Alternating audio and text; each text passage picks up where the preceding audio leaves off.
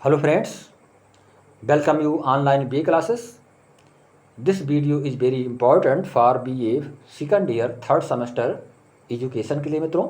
यदि आप BA second year third semester में हैं और आपने शिक्षा शास्त्र सब्जेक्ट को लिया हुआ है तो आपके लिए वीडियो मोस्ट इम्पॉर्टेंट बनने वाला है, क्योंकि मैं आज आपको इसका पाठ्यक्रम बताने वाला हूं, न्यू सिलेबस बताने वाला हूं, जो कि 2024 एंड 2025 के लिए मोस्ट इम्पॉर्टेंट बनेगा। और यदि आप चैनल पर पहली बार आए हुए हैं तो इस वीडियो को लाइक शेयर और सब्सक्राइब अवश्य कर देंगे मित्रों, तथा कमेंट के रूप में आप हम तक अपनी प्रतिक्रिया को प्रेषित करेंगे, जिससे कि मैं आपको आपके अनुरूप वीडियो को उपलब्ध करा पाऊँ। ऑनलाइन BA क्लासेस कंटिन्यूसली आपके सभी सब्जेक्टों की ओर ध्यान आकर्षित है और वीडियो को दे रहा है। तो आप प्ले लिस्ट में जाएंगे तो सारे ही शंकाओं का समाधान आपको मिलेगा, सभी सब्जेक्ट के डाउट्स आपके ख़त्म हो जाएंगे। तो हम देखेंगे मित्रों, जो आपका सिलेबस है, ये सिलेबस जो पाठ्यक्रम आपका है, ये 2024 एंड 5 के लिए मोस्ट इम्पॉर्टेंट बनने वाला है, जिसमें कि आपको 75 मार्क्स प्राप्त होते हैं। तो 75 मार्क्स आपको किस रूप में प्राप्त होते हैं मित्रों? ये लिखित रूप में होते हैं, रिटन टेस्ट के रूप में आपको प्राप्त करने होते हैं, और 25 मार्क्स आपको ट्यूटोरियल टेस्ट के रूप में प्राप्त होते हैं, जो कि कॉलेज व यूनिवर्सिटी प्रदान करती है। आपको टेस्ट देने होते हैं, तो 25 मार्क्स आपको वहाँ से मिलते हैं, जिसको कि मिला करके 100 मार्क्स आप गेन कर पाते हैं। तो हम देखेंगे 8 यूनिट में डिवाइड आपका ये जो सिलेबस है उसकी टाइटल क्या है। तो टाइटल देखेंगे मित्रों, कोर्स टाइटल। तो इस कोर्स की जो टाइटल है, शिक्षा शास्त्र की कोर्स की जो टाइटल है एजुकेशन की मित्रों, वो है philosophical, sociological, political, economic perspectives of education.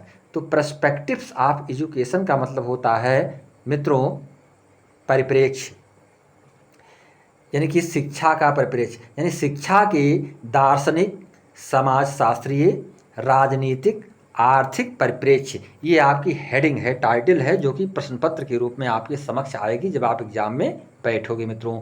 यानी कि philosophical, sociological, political, economic perspectives of education, अर्थात शिक्षा के दार्शनिक, समाजशास्त्रीय, राजनीतिक, आर्थिक परिप्रेक्ष्य, इसके विषय में आपको प्रश्न पत्र यानी पेपर देना होगा मित्रों।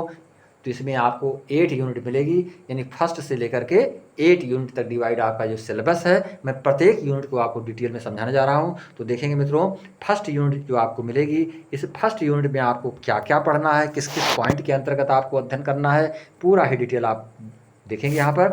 फर्स्ट यूनिट में आपको एजुकेशन एंड फिलासफी ये पढ़ना है मित्रों, यानी कि एजुकेशन एंड फिलासफी, यानी कि शिक्षा और दर्शन, यानी शिक्षा और दर्शन आपको पढ़ना होगा मित्रों, जो कि फर्स्ट यूनिट में आपको मिलेगा।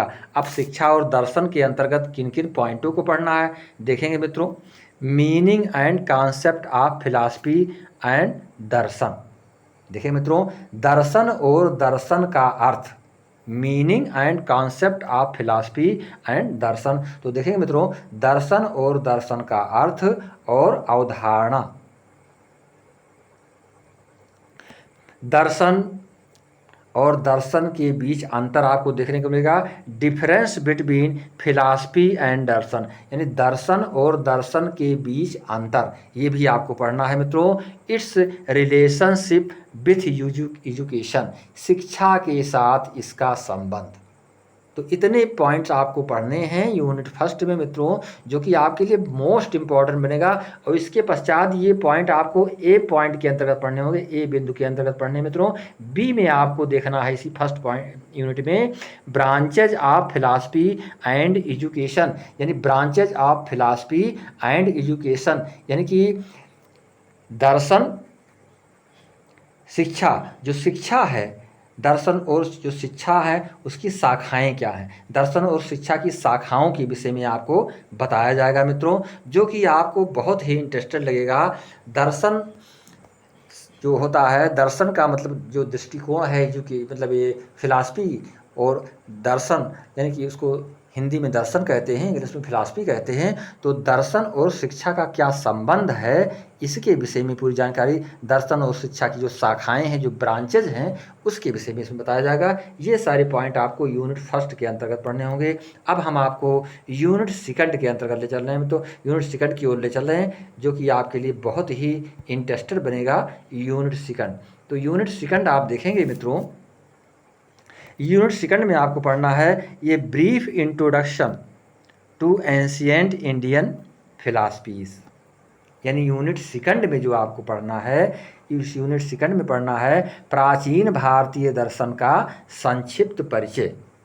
ए ब्रीफ इंट्रोडक्शन, संक्षिप्त, ब्रीफ बने संक्षिप्त होता है मित्रों, तो ये ब्रीफ इंट्रोडक्शन पढ़ना है आपको, संक्षिप्त परिचय पढ़ना है टू एंशिएंट इंडियन फिलॉसफी, यानी कि भारतीय दर्शन का संक्षिप्त इतिहास, यानी कि प्राचीन भारतीय दर्शन का संक्षिप्त परिचय आपको पढ़ना होगा, यानी यूनिट फर्स्ट सेकंड के अंतर्गत। अब इसमें किन किन पॉइंटों को पढ़ना है मित्रों, इसमें आपको वेदांत बताया जाएगा, यानी वेदांत के विषय में आपको जानकारी दी जाएगी मित्रों। इसके पश्चात भगवत गीता, यानी भगवत गीता और वेदांत का अध्ययन आपको मिलेगा मित्रों इसमें, जो कि सेकंड यूनिट होगी।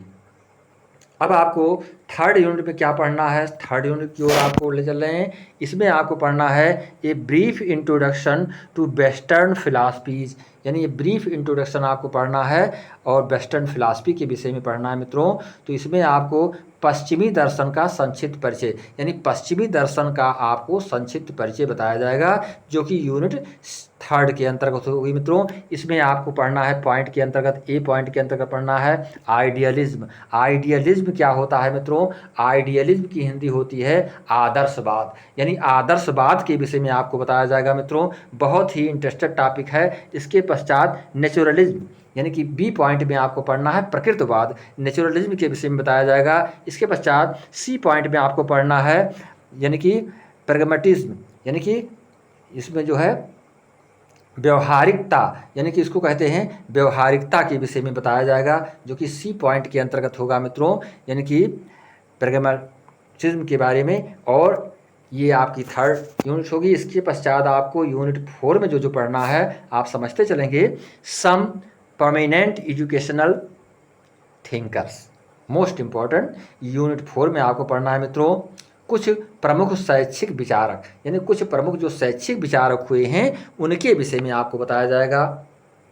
जो शैक्षिक विचारक के रूप में पॉइंट में आते हैं, ए पॉइंट में आपको देखना है मित्रों। इसमें पहले नंबर पर महात्मा गांधी जी का नाम आ रहा है, महात्मा गांधी के बारे में जानकारी दी जाएगी। स्वामी विवेकानंद के विषय में बताया जाएगा मित्रों, बी पॉइंट के अंतर्गत। सी पॉइंट में BR अम्बेडकर के विषय में बताया जाएगा मित्रों। इसके बाद पश्चात जो है डी पॉइंट में जो आपको पढ़ना है, डी पॉइंट में आपको पढ़ना है डेबी, यानी कि डी पॉइंट में डेबी, और जो है इसके पश्चात जो है रूसो, यानी रूसो को बताया जाएगा, रूसो के विषय में बताया जाएगा। तो इसमें ABC और D और ये E पॉइंट है, यानी 5 पॉइंट्स आपको पढ़ने होंगे मित्रों। महात्मा गांधी के विषय में, स्वामी विवेकानंद जी के विषय में, BR अम्बेडकर के विषय में और रूसो के विषय में तथा डेबी के विषय में। ये जो कि सम प्रोमिनेंट एजुकेशनल थिंकर्स के रूप में जाने गए हैं, कि जो शैक्षिक विचारक के रूप में जाने गए हैं मित्रों,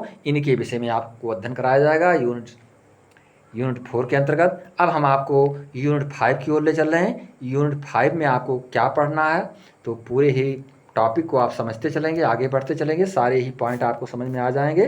तो यूनिट 5 में आपको पढ़ना है इंट्रोडक्शन टू इंडियन सोसाइटी, यानी इंट्रोडक्शन टू इंडियन सोसाइटी, यानी भारतीय समाज का परिचय। आपको इसमें अध्ययन करना होगा मित्रों, भारतीय समाज के बारे में, भारतीय समाज का परिचय आपको बताया जाएगा। इंट्रोडक्शन टू इंडियन सोसाइटी यानी भारतीय समाज का परिचय। इसमें पॉइंट जो दिए गए हैं, ए पॉइंट के अंतर्गत pluralism and diversity in Indian society, यानी भारतीय समाज में, जो भारतीय समाज है उस भारतीय समाज में बहुलवाद, डिवर्सिटी इन इंडिया, यानी कि pluralism and diversity in Indian society, यानी भारतीय समाज में बहुलवाद और विविधता, इसके विषय में आपको पढ़ना होगा मित्रों, जो कि ए पॉइंट के अंतर्गत होगा। और बी में आपको पढ़ना होगा social stratification of Indian society, यानी कि भारतीय समाज में, यानी भारतीय समाज का सामाजिक स्तरीकरण जो है, स्टैटिकल का मतलब होता है जो स्टेट है उसकी जो स्थिति है, तो भारतीय समाज का सामाजिक स्तरीकरण, इसके अंतर्गत आपको पढ़ना होगा मित्रों कास्ट के विषय में। कास्ट का मतलब होता है जाति,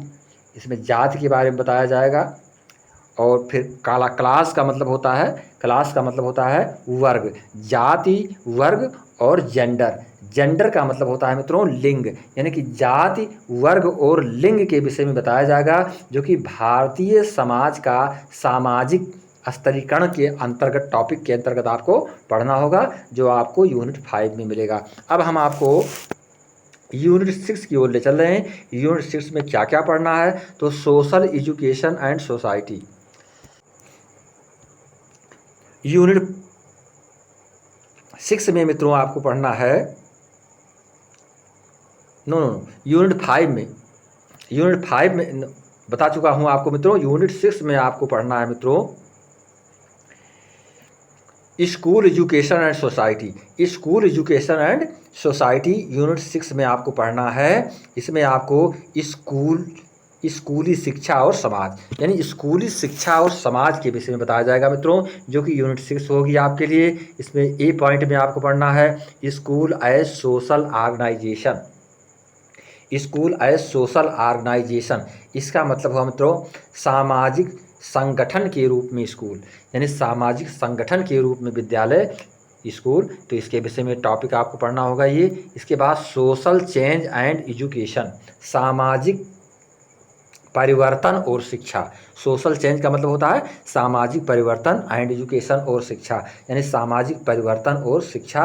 ये बी पॉइंट के अंतर्गत आपको पढ़ना होगा। और सी पॉइंट में आपको पढ़ना है मित्रों सोशल मोबिलिटी एंड एजुकेशन, यानी सोशल मोबिलिटी एंड एजुकेशन। इसका तात्पर्य हुआ मित्रों सामाजिक गतिशीलता और शिक्षा।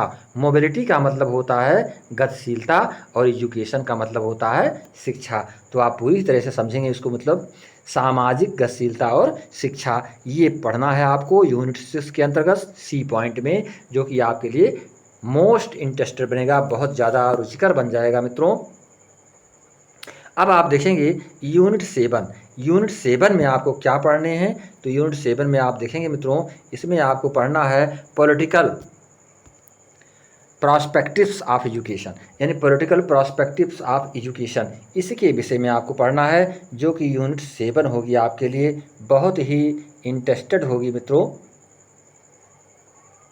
यूनिट 7 इसमें आपको बताया जाएगा, तो इसमें आपको पढ़ना है पॉलिटिकल पर्सपेक्टिव ऑफ एजुकेशन। इसको इस तरह से समझेंगे शिक्षा के राजनीतिक परिप्रेक्ष्य, यानी शिक्षा का जो राजनीतिक परिप्रेक्ष्य है वो क्या है, तो यह बिंदु पॉइंट होगा आपका unit 7 political perspective of education, यानी शिक्षा के राजनीतिक परिप्रेक्ष्य। अब इसमें आपको पढ़ने हैं जिन पॉइंटों को आप देखेंगे मित्रों, ए में आपको पढ़ना है fundamental rights and duties. Fundamental rights and duties, इसका तात्पर्य हुआ मौलिक अधिकार और कर्तव्य। जो मौलिक अधिकार होते हैं, फंडामेंटल राइट होते हैं, और ड्यूटी जो कर्तव्य होते हैं, इनके विषय में बताया जाएगा मित्रों, यानी कि मौलिक अधिकार और कर्तव्य के विषय में डिटेल में बताया जाएगा इसमें यूनिट 7 में। और बी पॉइंट में आपको पढ़ना होगा डायरेक्टिव प्रिंसिपल्स। डायरेक्टिव प्रिंसिपल्स का तात्पर्य होता है मित्रों, जो कि इसमें आपको मिलेगा इसी यूनिट में, यानी कि सतत विकास, इसको हम निर्देशक सिद्धांत भी कह सकते हैं। डायरेक्टिव प्रिंसिपल का तात्पर्य होता है मतलब निर्देशक सिद्धांत। निर्देशक सिद्धांत क्या होते हैं, जो निर्देश देने वाले सिद्धांत इसमें बताए गए हैं। एक आदेशात्मक सिद्धांत जो होते हैं, जो नियम रूल से युक्त होते हैं, लॉ ऑफ प्रिंसिपल्स होते हैं, उनके विषय में बताया जाएगा। ये यूनिट 7 आपके लिए होगी, जो कि आपके लिए बहुत ही इंपॉर्टेंट बनेगा। अब आप देखेंगे लास्ट यूनिट जो आपकी है यूनिट 8। यूनिट 8 में जो आपको पढ़ना है मित्रों economic prospectives of education. Economics prospectives of education का मतलब होता है मित्रों शिक्षा के आर्थिक परिप्रेक्ष्य, यानी शिक्षा के जो आर्थिक परिप्रेक्ष्य हैं उनके विषय में, या आर्थिक परिप्रेक्ष्य क्या है शिक्षा और आर्थिकता, यानी इकोनॉमिक्स से क्या तात्पर्य है, तो इसमें शिक्षा और के आर्थिक परिप्रेक्ष्य के विषय में आपको जानकारी दी जाएगी।